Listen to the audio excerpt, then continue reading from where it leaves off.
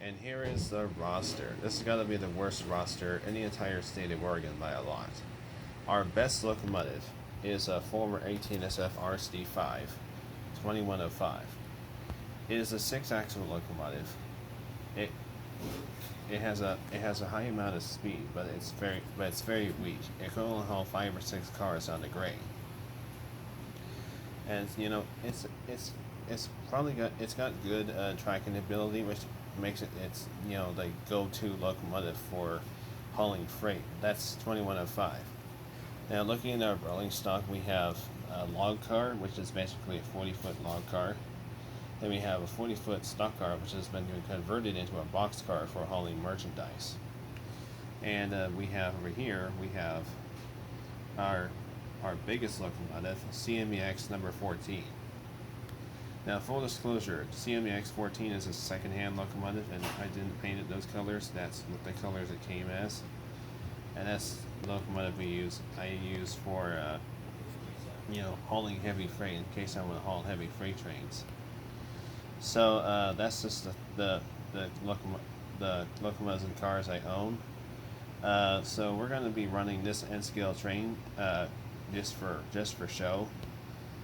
So I'm going to start with these three guys, and then later move on to one of those cars, and then that car, and then later this guy right here.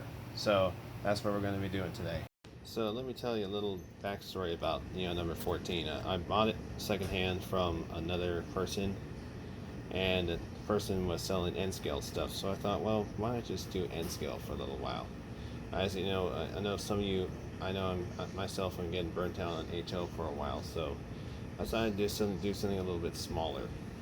So CMEX number 14 is obviously, its nickname is called the Bus because it looks like a bus. The Bus, however, is his nickname. The real model destination will be revealed at a later date. In terms of the locomotive itself, I'm not sure what I was thinking. 14 just made absolute sense to me. Of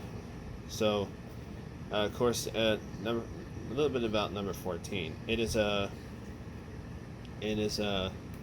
pretty large locomotive. It has 6 axles, 4 powered and 2 unpowered.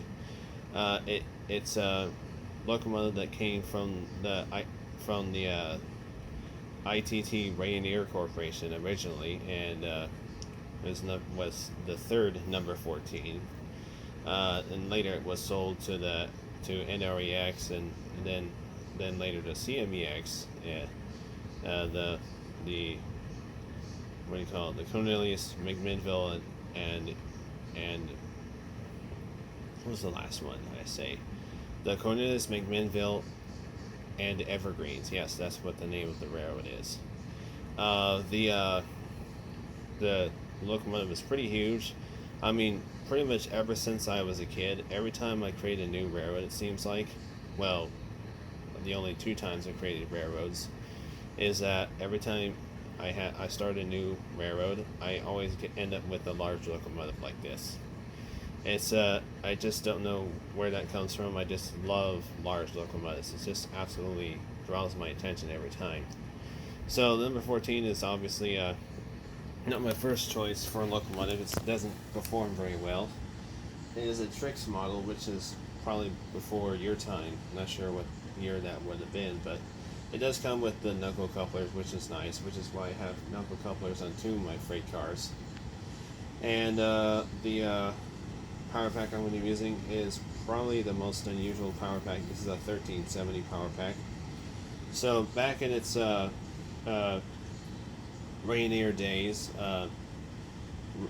basically in Hopewell and Washington, it was basically a heavy hauling logging locomotive. It was kind of a mediocre logging locomotive. It was huge, but its purpose just wasn't fulfilled there. And after like a couple of years with Rayonier, it was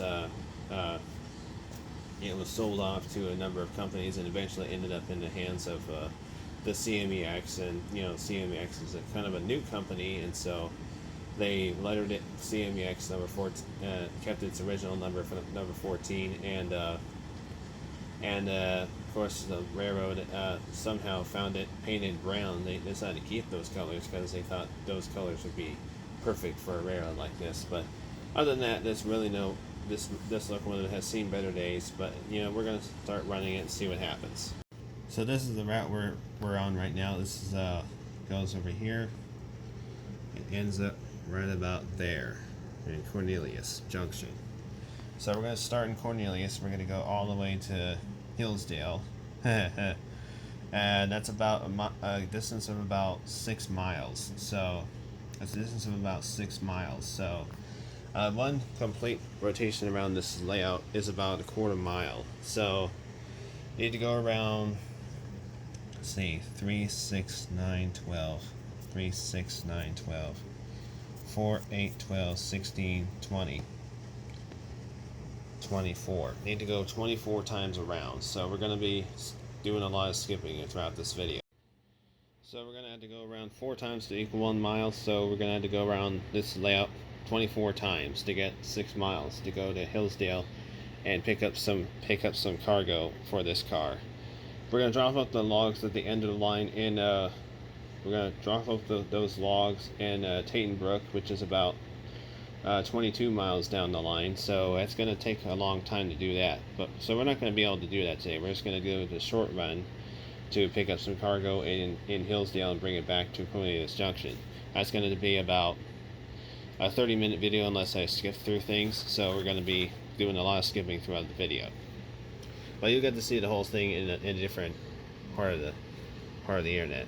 I'll explain that in a while. Oh, we're gonna go the wrong way. This is pathetic, I can tell you what. This is the maximum speed limit right here. We're going about 20 miles an hour. I could go a little faster probably. This is about as fast as I want to go right now. So we're almost about full rotation now. This railroad is pathetic. Oh my gosh. Well, of course I'm being sarcastic. This is a really good N-scale layout, especially if you're just starting out. This locomotive is new, the one in front, and the two freight cars are secondhand. Got those 2 freight cars for $5 a piece. The logs were a little extra, and the weight was a little extra, and the locomotive itself, I'm not going to tell you how much that was, but that was a good locomotive. Oh man, it stalled a couple times when it ran over those gaps. Yeah, this road is pathetic.